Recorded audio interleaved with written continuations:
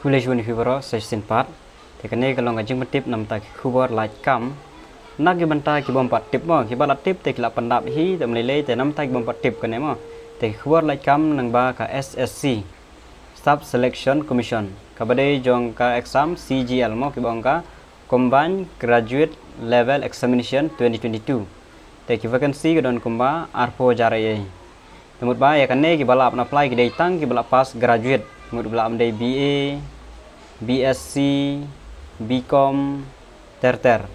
BA, BSc, BCom ki badai jong ki BTech terter mo ki baya equivalent bai bat ki graduate bai temut ba. Te katarik ban apply kelas tang duk khanyo tarik September bat kan kur hadu tarik jong u Oktober. Te ki bakwa ban apply sobha ban lei po ka website jong ke ssc.nhc.in. Bat kani kadai free mo nam ta ki SCST amnon kam ban su PCIA mo kane. Te da phim padju tho e kane exam sepersyang no menta marba amnon kam ban su e kadai ka computer base mo ka exam ro. Te kelas date kadai hau tarik jong u Oktober menta usnami. Te ki kita ki kam padai lengba kane ka SSC CGL. Te ki don kumne mo ki don to ka desk job or field job. Ki badai jong ki IB, vigilance, MEA, CSS, ane kini ki auditor, accountant, CAG, ki badai jong ki tax, ki non tax, kini ki SI, NIA, postal department, terter mo. Kita ki kam ki ba phila ban yo lengba lada pipas ya ka ne ka CGL. Te ki don kumba live hosan teli mo. Hadu live hosan. Ha. Total ki live hosan te henry ka post badai ka don kumba R4000. Te nagine phila baro philong qualify, phila ade ki graduate philong qualify, tangi kane ka way phinom long qualify. Te kane ka way ma junior statistical officer.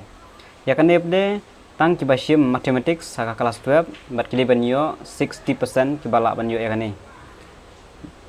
With at least 60% in mathematics at 12 standard level. Mulada phimyo 60% mo phim long eligible gain. Te kala don lupa ka option apo ka pura pipendam ba pin IES lene no tangi kane ka way. Te lada phim don mathematics saka kelas 12 lane phimyo 60% temut ba phis thobek no tangkom ta rei ki way bda kalong bek ya baro phio bek non kam man choose non kam e thobek mju ya baro philong eligible bek ne to all other post bachelor degree from a recognized university or equivalent ba philong eligible ya baro non kam tang kane ka way te ka don pa ka choose non ta nam ta ki post bda phimum yo choose menta sa yo choose anda phila dap tho exam to ka exam bda kadon r teli ki phase ka tier 1 bar ka tier 2. Te ka tier 1 ine mo ka kindon kumba ka no max kumba aspa max dan ka general intelligence san phomang awareness san phomang aptitude san phomang english comprehension san phomang te shinta ipor computer base mo shutik ben tho lengba computer nda pila pas ka tier 1 kan poi sa ka tier 2 ben kan poi sa ka tier 2 te hangler kidon lagi jong bila batai dia kene pihak la banyu apa website. Te syllabus ai rule ada ai lepa apa website.